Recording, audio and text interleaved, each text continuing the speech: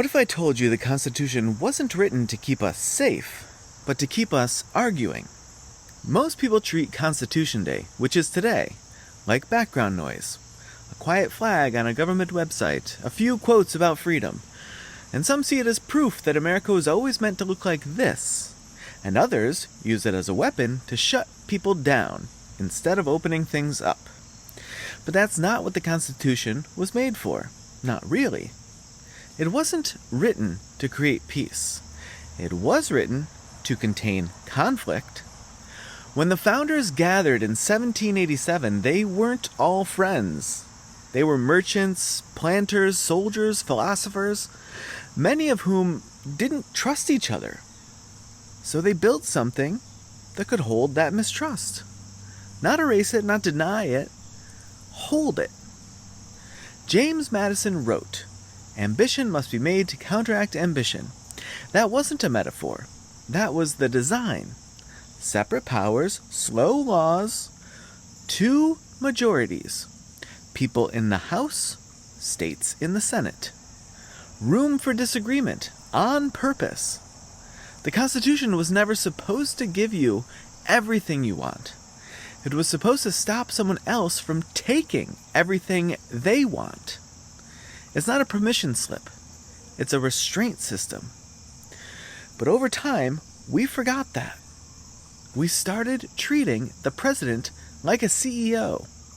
Hamilton still wanted an energetic executive, but one bound to law and accountable to Congress. Instead, we expect presidents to do what Congress won't. We turn to courts to settle every fight, even though the judiciary was designed to wield judgment, not force or will. And we shout free speech when we don't get amplified. And forget that. The First Amendment says, Congress shall make no law.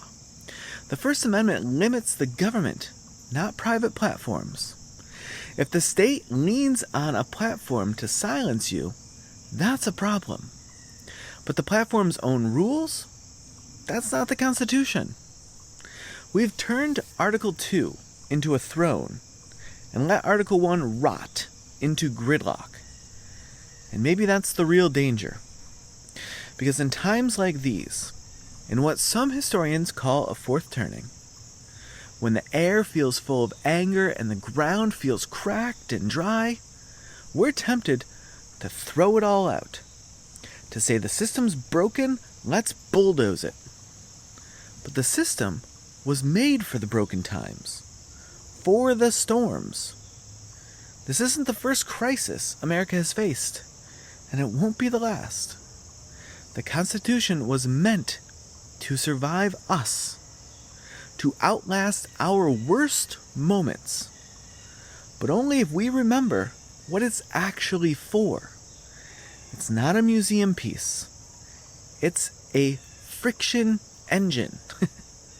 It's how we argue without blood, how we change without collapse, how we hold power accountable, even when it's on our side.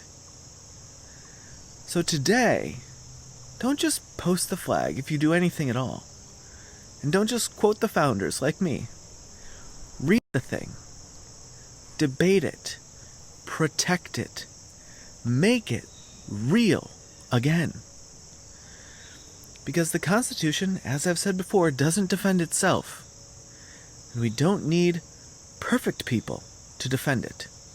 We just need brave ones. And maybe that starts with you. What part of the Constitution do you think we've forgotten?